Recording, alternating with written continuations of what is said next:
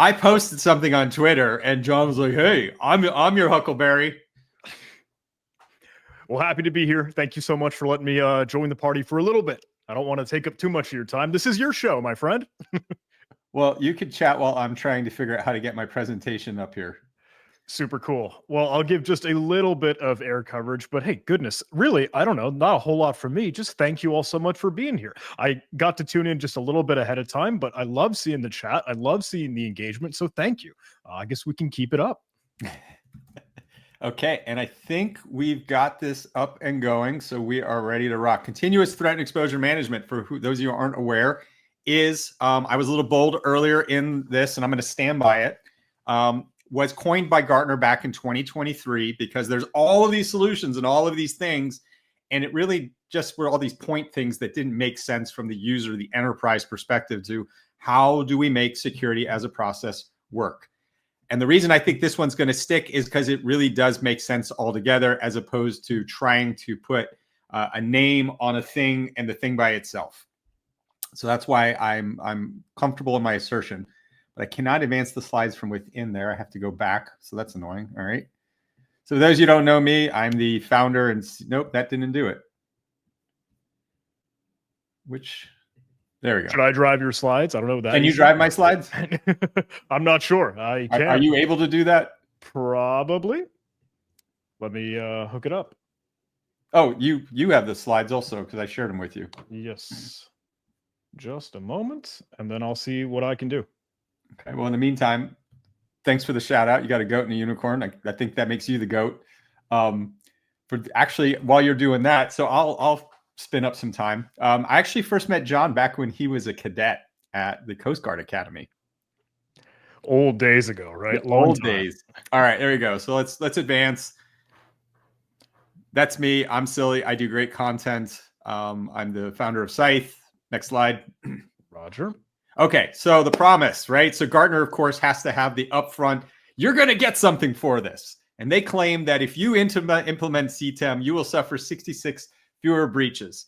Obviously, that statistic is, like all statistics, made up, and don't buy into it. However, when we look at the problem, I think that's useful. Enterprise surface area is complex and fragmented. And don't think of surface area just as the perimeter. It's like Jackson was talking about, the reason he needed an autonomous BAS is because things are constantly changing. Security is a constant fight against gravity. We have fatigue. All of us are trying to pour people into solving the problem.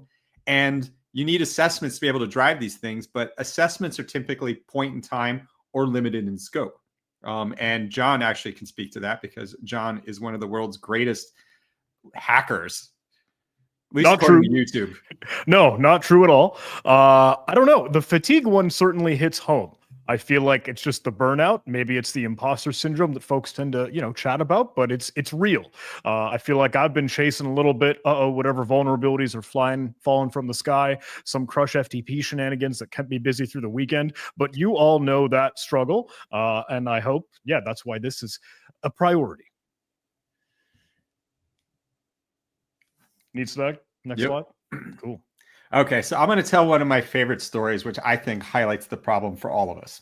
In 2014, there is a casino called the Sands Casino, and the owner of the Sands Casino is Sheldon Adelson, and he had some negative comments about the Iranian regime. And the Iranians were like, wait a second, okay, we're coming to get you. So the Iranian Revolutionary Guard said, we're going to do something about it. And of course, as we were talking about with the Ron Gula keynote, one of the biggest changes in why cybersecurity is more than just a national security abstract and is our day-to-day is the fact that they can do something about that without a lot of effort. Now, most financials, including the Sands Casino, have a very large budget. I like to joke they have the budgets of small countries, which means there's a direct correlation between money and cybersecurity. It's funny. There's like the more resources, the more secure you can get. Now, it doesn't make you unhackable, which of course is the punchline to this story, but they can't come in the front door.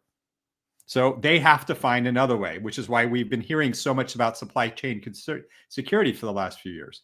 Well, I like the story of the fish tank for two reasons. The first is your organization has a fish tank. there is something that your operations team says we want to have, and you in security and IT roll your eyes and go, huh, why do we have to do that? And yes, John, you are doing a great job of picking up the responsibility on the fly. I can read comments at the same time as I present. So you've got a fish tank you have to defend, even if you don't understand why it has to be defended. Now, the thing about fish tanks are that in the real world, right? This thing has sensors, it has IoT, and it's, run by Gary's Fish Service. And they don't have great security. Well, the problem here is that they popped Gary, they got into the sensors in the fish tank, and were able to pivot into the core operations network. And $50 million of denial of service later was the damage. And the point here, going back to that promise on the first slide about a fragmented and changing surface area, you have a fish tank where there are going to be all of these avenues in that we don't think about, right? IoT itself is an entire asset class we haven't incorporated in most places into our enterprise defense. It's the blind spot in. Keep it cruising. Yep. And so our answer, of course, is throw more tools at it, right? Don't worry, we got a tool for you. You've got a tool. You get a tool. We all got a tool. And fortunately, look at that. We've got them all categorized. And the key is you just need to have something from each one of those areas. You're defended. Good job. Oh, wait, why doesn't this work? Why isn't this working? Clearly, it doesn't work. So we need a process to do something about that. And I really appreciate that you jumped in on the slides, John. Let's see. Are you in here? Can we find you? Can we track you down on this giant map? I think I see some love for our other friends. I don't know if I'm in this one. So there's two fundamental truths. One, as I said in the very beginning of this conference, kicking it off, security isn't solved. And more importantly, security is defined by the threat. And this is where I'll give a shout out to John's YouTube channel, because that's a lot of the work that John's doing there, is putting out how the threats are doing different behaviors. I would echo that if I may, and I don't want to, crowd up too much of your airspace, but I think security isn't solved is just the sharpest, most pithy thing that really we could kind of drill down and get across is, well, we keep adding these bells, whistles, doodads, I don't know, AI, hotness, whatever craze, but there isn't a silver bullet and there's not going to be. So it's things that we'll keep adding to, but I love that we capture it. Look, it's knowing what is working against us. It's knowing what that threat is. So what is a threat, Bryson? So, of course, if we're talking about threats, we need to understand what they are. Well, it starts with intent. I want to do something to you. You represent something that I want. But it turns out, like I was talking earlier during the Rangula keynote, just waking up in Beijing and Russia and being angry and shaking your fist and being like, I'm going to get you Americans, doesn't do anything. You need capability. You need operators. You need tools. You need infrastructure. Those combined are what the threat controls. However, here's the part we control: opportunity. I can't just hack you, right? You have to have a computer for me to hack. You have to have something that I can exploit. You have to have some way I can get there. That's the part that we're able to have influence over versus that intent and that capability. Those combined are what creates a threat. And Casey Ellis, co-founder of BugCrowd, has my pithy and sharp way of doing this. A threat actor is someone who wants to punch you in the face. A threat is a punch being thrown. Vulnerability is your inability to block the punch. And the risk is your likelihood of getting punched in the face. Remember that on Friday night when you drink too much. So now something I created. I used to run one of the major offensive groups in the government, and we always won. And that stuck with me why we always won. And so this isn't meant to be something that makes that you don't have to use MITRE ATT&CK. As I described earlier, MITRE ATT&CK has value as a periodic table to describe things, but it doesn't help us communicate the problem. And the problem is that threats work in three phases. Reconnaissance, I build up a target package. Then where we, the industry, are psychologically hung up, which is the initial access, right? This is the thief walking up and picking the door and the door opens. So what? I haven't crossed the threshold. Now, of course, I don't want my doors to be easy to pick. By all means, we need to have hygiene and we need to have exposure management, but recognizing that that's all that's happened is I've gotten shell.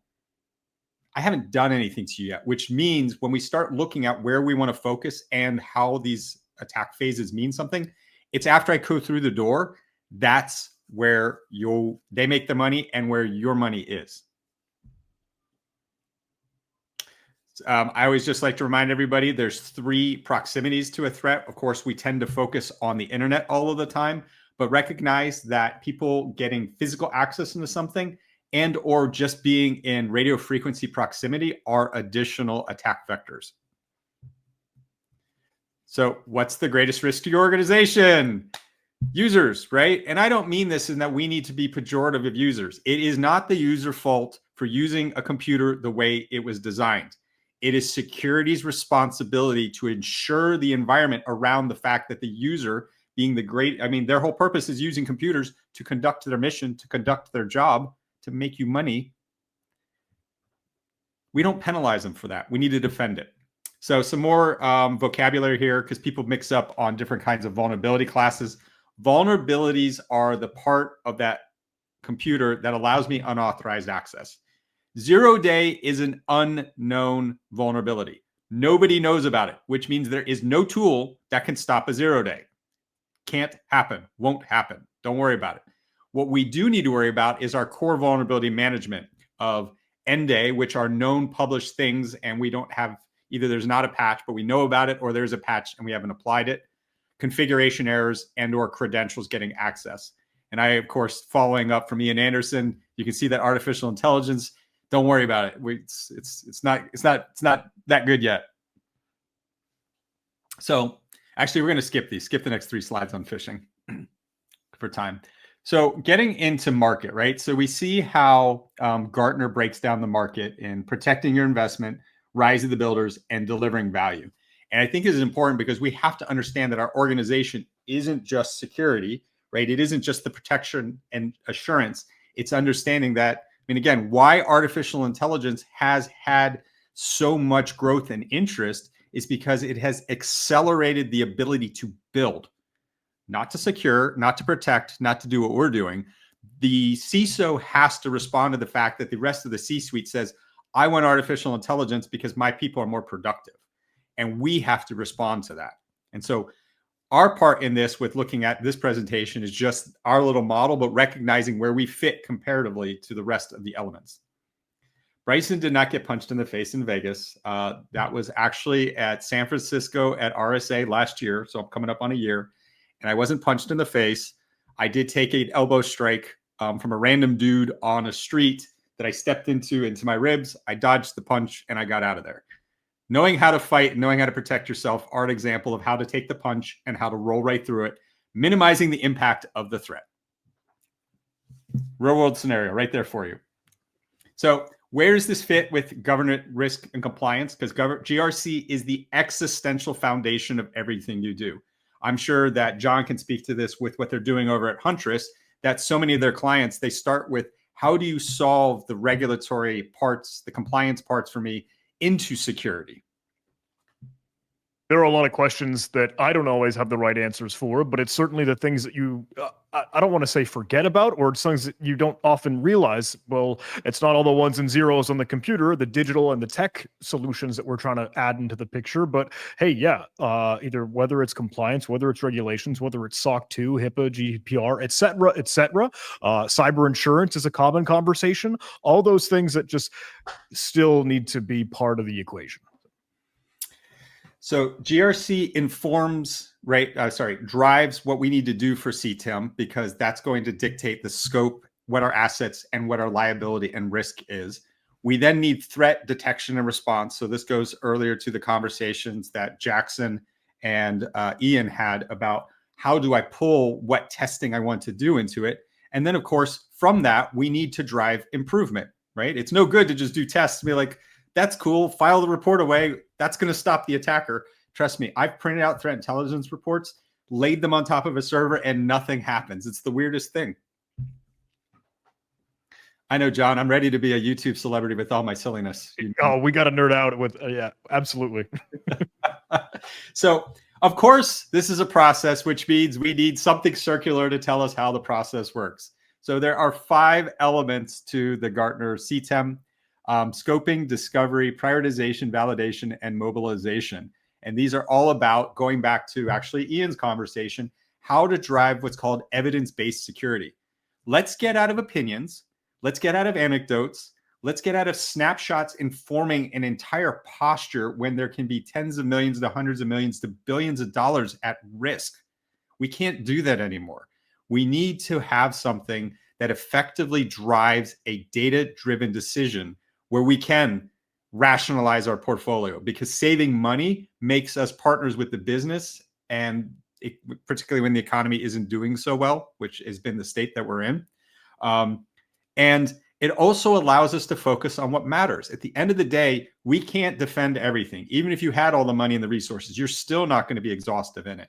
So being able to, because it turns out a tool requires work. The more tools you have, the more work, the more spread your organization is. And so being able to drive that portfolio rationalization and tuning is going to give you a stronger defense. Okay, so breaking this down. So what I have here is I took the model, broke it into the 5 areas with the explanation of the objectives. And to make it easier, here are some nominal tools that handle different elements of that. The reason that I put cyber threat intelligence there in the middle in gold is because cyber threat intelligence is an interesting piece by itself. So I'm laughing at Trevor Forget from Micah with a longtime DerbyCon and grifter. So one, cyber threat intelligence is something we as an industry are spending $11 billion on globally. Just let that sink in. We spend $11 billion as a group to try to understand, back to that earlier slide, what the threat is and what the threat can do. Now, where's most of that money going? Because if you look at it, threat intelligence, as you see it, really only comes down to 2 things. One, which is most of where the money goes, is the automated ingestion into your AV, your EDR, your firewalls, and your SIEMs of those bottom of the pyramid from David Bianco, the Pyramid of Pain, indicators of compromise. Bad IP, bad hash, bad domain. That is 90% of the threat intelligence we're actually using and consuming today. Well, what's the problem with that? Well, first is think how long it takes for an analyst to identify a bad IP, confirm it's a bad IP across multiple incidents, and then for that to get pushed out through an intelligence pipeline to be consumed. We're talking months. So that's the first problem, is this stuff isn't immediate. You don't immediately catch it and we all are protected.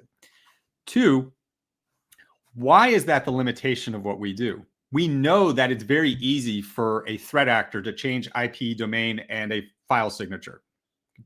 Like no effort at all. So why is that what we're depending on? Well, it's easy to ingest. And more importantly, here's the tipping point for cybersecurity, right? Our job is assurance. We can't test or protect too hard before we start stopping legitimate business processes or actions. How many strikes do you get when you do that, right? You block a good thing once, people are going to get really mad. You block it twice, you get ripped out. I like to say the best hackers in the world are employees when you get in their way. And if you're a parent, it's the same thing with children. If you're stopping something I want to do, I'm going to work around it. If you have a tool that is too protective, I'm going to rip it out. Which leads to the fact that we start to look at the CTEM and all of these other elements that tie to the process. We're trying to find a way to walk to that line of how far can we prevent without crossing the line pretty much at all of stopping legitimate things, which is why most of defense is actually detection, which again speaks to what Huntress does. I know you have a slide on the Pyramid of Pain, and forgive me, I don't know, I'm not sure where it would be if it's coming up front, but I know you were discussing it. But I love that conversation because it kind of shows you what can the threat actors and adversaries like play with? Like what do they have variables? What do they have things where this could differ from, off the shelf, publicly seen proof of concepts for exploits and attacks? And just as you mentioned, we get into the conversation of detection, and those are all the things we're like, we have to add, not to say really a placeholder, but this is where it can get harder to work and fight back against all things that are on the pyramid of pain side. I don't know if you want me to jump to that or if there's more you'd like to banter on here. No, I just want to touch two things here. One, this slide right here, I'd mentioned earlier in the comments when we were a few hours ago. This is a really interesting 2-hour panel with a lot of great folks talking about automation again, because GRC is what defines what we're doing in CTEM, understanding that. And then the second, which ties to what Ian said, which ties to what Jackson said, which ties to what Sunil said. The ability to automate is so valuable because it's what allows us to scale, which coincidentally is the animation you just jumped past on the earlier slide. Right after me is Matt Polak at Picnic, and he's going to be giving a demonstration of how they do automation. So highly encourage, all right? Folks sometimes roll their eyes at vendor demonstrations. I love all vendor demonstrations. It's going to be on point. It's going to be something to learn from. And again, it's part of what helps us put on this conference as well. So stay tuned for that, because automation is the only way that any of this stuff works. And that's literally what he specializes in. So let's jump 2 slides. Yep. All right. So I talked earlier about during Sunil. So Sunil created back in 2017, he unveiled this idea called the Cyber Defense Matrix. And the reason I'm mentioning it here, so just orienting you really quickly, top x-axis are the 5 phases of the NIST CSF. The y-axis are your nominal asset categories. And the idea here is that when we scope our exercises, first, you can do this as a homework assignment. Just cover the tools and vendors that fit each of these areas at your desk. And you're going to identify 2 things. One, I don't need to do a risk assessment to realize I have a gap. If there's nothing that can do something, that's obvious. That's easy. I just save myself money and time. I don't need a hacker to come and improve that. But more likely what you're going to find is multiple vendors and tools in the same box. And that's going to be an opportunity now to drive an exercise that can look at savings and look at where exactly do those complement each other. Because even if we're not going to cut something out, recognizing how they work together is going to save you money and time with how your organization can efficiently respond. Okay, so into scoping, right? How do we define scope? So there's a number of tools that, from the external attack surface management, security posture, vendor risk management, and DRP, that we can use to be able to scope these things. I have a shout out here to Rapid7, who I copied this graphic from, longtime customer, and they do some great work with digital risk protection. So this, I think, is a good transition to you, because John, a lot of the work that you do with penetration testing is looking at what is that opportunity of that scope and how do we gain access to the next step. I'll do my darndest. Look, if I put my hacker hat on, if I'm trying to act as the adversary, maybe this sounds desperate. I don't know if this is the right tree that Bryson kind of wanted me to be barking at, but I am going to look for any opportunity, no matter what it is. So sure, we've got the social engineering, we've got phishing, we've got that opportunity, as we discussed, users and people being the weakest link to kind of get into an org. But if I'm trying to think of, okay, how can I be the threat? I'm also going to be looking for any of the easy wins, any of the low-hanging fruit with, hey, new vulnerabilities hitting the streets, hey, things that can just be point and shoot. And that's when I start to think about that continuous, testing, continuous threat exposure management, all like, in my mind, it boils down to, do you have the asset and application was to just know your own environment, know your attack surface. If the best thing that we can do is try to limit and reduce that attack surface, well, we got to figure out, okay, what's where and what is it doing and why? And can I restrain or limit or help kind of tune that down? Am I getting close to what you're thinking here, Bryson? You are, because that's how we discover vulnerabilities, which, of course, now is where we have a vulnerability management process. Where do your clients struggle with vulnerability management, John? I think a lot of it is the break, fix, wait, hang on, something new is brewing, and then organization leaders and stakeholders are asking folks, are we affected by this? Is this something we need to be concerned about? And there's a certain amount of running around, chicken with their head cut off in that. And it's just not proactive. It's just not preemptive. Just the plan isn't always there. So when we see something, 9.8 CVSS score, and there's now that emerging feeling of, okay, frantic panic. Can we get out ahead of that? I think that's the biggest thing, because the vulnerability management, while 1,000%, we want to pay attention to those criticals, those high severities, but you got to be addressing all the other small stuff that still adds up, because oftentimes in context, when you can kind of get a big picture view, one weakness or one vulnerability could very well open the door for another that looked like, less severe, that looked like wasn't a priority for us. So they can be chained together. With that, you want to have that big picture view, in my mind. Yeah. And what you described is, I think, the Sisyphean feeling that users go through. I run a scanner. I get a list of tens of thousands of things. I go around and yell and annoy system owners to apply the patch within the service level agreement. And they do, they don't. We keep some of it on a risk register that gets filed away somewhere. And I run the scanner again, and there's the same number of vulnerabilities. What have I accomplished? And most policies are going to be, a very simple view of CVSS, which is anything 8.0, 7.0, 9.0 or higher. Those are the things that we prioritize, and let's go. Well, what does that actually accomplish for me? Because one of the problems is you're missing context, which is the next slide, right?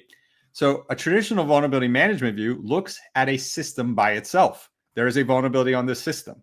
I got a question actually through IANS where they were talking about, how do we identify the critical assets? And I was like, well, your problem there is that critical assets, just like the fish tank story, they may be critical themselves or not critical, but an non-critical asset that you're not spending any time to that has access to a critical asset, well, guess what? Didn't help you, right? You didn't solve the problem. And because the reality is, it turns out things are on networks, things are internet connected. And so that is where we need to be looking at those relationships to understand access and impact to properly prioritize vulnerability management.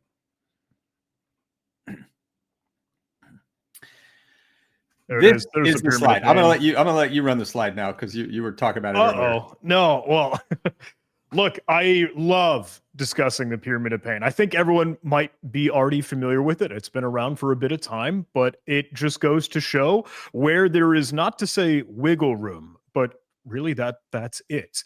In the cat and mouse game. What offensive threat actors, adversaries are trying with what they could use, and not a level of sophistication. I know that's a loaded term and certainly a can of worms, but if they get where it zooms in into finally their TTPs, their tactic, techniques, and procedures, that's their handwriting, that's their style. That's how you boil down to what the threat actor and the adversary is really going to do and how they do it.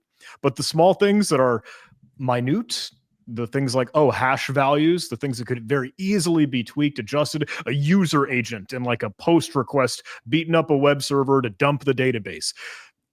Okay, the effect, the behavior is what's really important there. But yeah, the domain that this came from, that's something that easily can be rotated out. So you just have to have that understanding of what you're up against, and then bring that into your detection capability, or at least your structure if you get into that, because that's the most important thing, is now knowing what are the adversaries going to be doing. And so you've got that visibility and telemetry, but the way that you can build that out is at least looking in the first place. So anyway, I don't know. I'm all over the map here, Bryson. You're on point. In summary here, our focus is the behavioral. It's the actual TTPs. You want to make a realistic chemical equation from the MITRE ATT&CK periodic table that is a true simulation to emulation, depending on, back to the Jackson conversation, how far up or down we want the complexity of the signal to be. That's what's driving the overall process. That's what we map against to determine access and impact of vulnerabilities. That's what we're doing to validate the protections and detections that we have with the tooling in our stack. This is the core of the program. So I mentioned this earlier, there's two kinds of controls, right? And we talked about the balance. Detective, can I see it? Preventative, can I automatically stop it? and why preventative, while it is, of course, the best thing, is so limited. And again, the dirty secret of cybersecurity, most of your technical controls are detective. That is the better part. Now, we get into a challenge because now where most folks focus is detective for visibility. Can I see something? And it turns out it's a little more complicated than that to actually being able to minimize impact. Because what has the most correlation to impact? Time. There is a direct correlation between dwell time, the amount of time that a actor is able to operate before you see them. And by the way, even after you see them and are responding to them, they're still acting. That amount of time, there's a direct correlation between time and impact. The more they can do, the more they do. It sounds obvious. And so one of the dirty secrets here is, since detection is so much of what your portfolio is in defense, just being able to see something isn't enough. You really need to understand the time to your telemetry. And there's different phases of that, because there's what's logged locally, and there's what's detected, what actually gets brought up to your SIM, to your Cybersecurity Operations Center, to your MSSP, to being able to respond, alert, and react to that. And what's so interesting about this is you can do everything right. You can have the Windows event log, you can have the Sigma, you can have whatever it is that's supposed to see the thing. Understanding how long that takes to get from incident up to your centralized analysis, you should understand that time in your organization. I have seen folks being surprised that that can be half a day to a day. I've seen other folks who've gotten their hands around that and they've been able to get it down to 15 minutes. But you should understand what that number is. So to mobilize, right? Again, just finding things isn't the purpose here. We're not writing reports and congratulating each other for the things we found. I mean, John, when you write a vulnerability report, is that what excites you most? Is you're like, good job, look what I found. Good luck. No. Want to help fix it. We want to help fix it. And this is where red teams have really subscribed into the purple team model. Our jobs as penetration testers, as red teamers, as offensive security specialists is to fix problems. It isn't to pursue the novel. It isn't to find things to find things. It is to fix the problem so we can assure it. And one of the things that I've learned from my work in operations technology is our traditional security approach has been, and John mentioned this earlier, we were talking about vulnerabilities, patch or accept risk. That's it. Those are the two things I do. When the reality is we complain that security isn't seen as a partner when this is a great opportunity for a partnership, as opposed to the old method of I found a thing, annoying asset owners who have a real-time job to do something, to fix something on my time. What if we can mitigate the risk? And I thought of this from OT because I couldn't, in most incidents, I can't patch the problem directly. I have to work around it. And so being that partner means finding ways to mitigate the risk. And then something else I want to be talking about, because if you think back to the CTEM, we broke it into structural and operational environments. Operational environment is, right, once something's been developed, once something's been deployed, it's now being used in operations and I'm managing and assuring it. Well, turns out the design, the development over here could benefit it from that too. So take the lessons that we're learning in the operational environment and feed that back in to improve your software development lifecycle, to improve what you're doing before you're going into deployment. So just an understanding, there can be triggers that change things in the environment. I'm sure everybody at this point is well aware of having been a part of a merger and an acquisition. Either you're getting acquired or you're getting brought in. And it's typically for security, it's like, all right, this is now your acquisition. Good luck. Whatever things they had, you have to figure it out. New business projects, our risk appetite changes, a security control upgrade, or the constant change in staff. Basically, looking at all of these different kinds of change challenges and where they happen in the CTEM lifecycle. So something I wanted to dispute with Gartner is here on the validate. What they recommend is in an order of maturity, we go from passive diagnostics for validation, which I don't even know what that's supposed to mean, realistically, we're talking about having to drive a signal to do this. And they suggest red teaming to then optimally doing purple teaming. And in our experience, and I'm going to suggest I know Morgan Gartner here, it's the opposite. And the reason for that is you grow to a red team. A red team is where you hire a John to think, use human imagination, and beat you whichever way possible. Now, part of the misnomer when we think of purple teaming is we think of red team plus blue team equals purple, because congratulations, we all graduated first grade. When instead it's a red capability. I need to, as we've been describing, I need to drive a threat signal from something very simple to very complex. That's the choice that we make. But at the end of the day, why wouldn't I be business focused to scope it from an operations perspective, from the blue team's perspective, from a controls validation perspective? So instead of shooting ourselves in the foot by trying to go too hard, and I think many of you, if you've been in your careers long enough, remember the old days where red teams and pen testers would come in, blow you out of the water, and you'd be like, well, thanks. And there's a report, and like you just like it's shooting fish in a barrel. Well, let's collaboratively and transparently plan the scope, plan the actual TTPs we're going to do, and fix it together. Grow your ability to a red team where you have a John who can come in and wreck your shit.